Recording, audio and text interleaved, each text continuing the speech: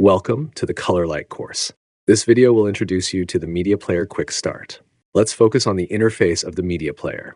This is the power connector of the Media Player. The working voltage is 12 volts DC, and it adopts the spiral locking design, which can strengthen the stability of the power connector of the Media Player. There are two RJ11 ports for the sensor's connection, which can monitor the environmental information of the screen. This is the USB port, can be directly connected to the computer through the USB cable for control. This is a 100 megabit Ethernet port. The player can be controlled through the Ethernet cable into the local area network. Players can connect to the internet via the 100 Mbps Ethernet port so that cloud service is available also. This is the 3.5mm audio output port for stereo audio output. This is the HDMI input port, which is used to input the video signal source when the player is in sync working mode. This is the HDMI loop port and Ethernet port, which are used to output the HDMI signal and Ethernet signal. According to the number of pixels on your screen, there are different numbers of Ethernet port media players for your choice. As for signal, the Wi-Fi antenna and 4G antenna are located at the two ends of the player. It should be noted that the Wi-Fi antenna is cylindrical, while the 4G antenna is flat, and they should not be mixed. When you get the new media player, you can use the USB or LAN port to connect to the control computer. It should be noted that if the Ethernet cable is connected directly to the player, the computer's IP should be set to obtain automatically mode. At this time, you can open the computer client software, Player Master.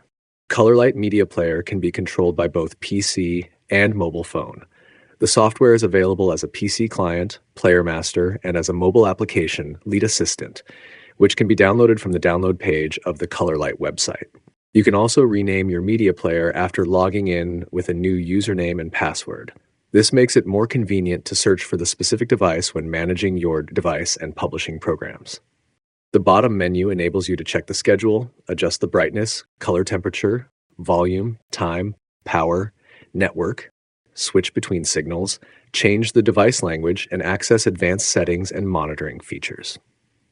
Here, you can automatically synchronize the computer time or manually set the time and time zone. When using the media player for the first time, you can open the advanced settings in the Player Master software with the password 168, where you can set the resolution of the screen. In the lower toolbar of the Player Master software, you can click on the Network button, where we can choose to use Wi-Fi, Wi-Fi hotspot, LAN, 4G, to allow your media player to be controlled wirelessly and publish programs. If you want to use cloud control, first switch Player Master to cloud mode, then log in to your cloud account and drag and drop your connected devices onto the cloud so that the cloud platform is ready to use. That's all for this video. Thanks for watching.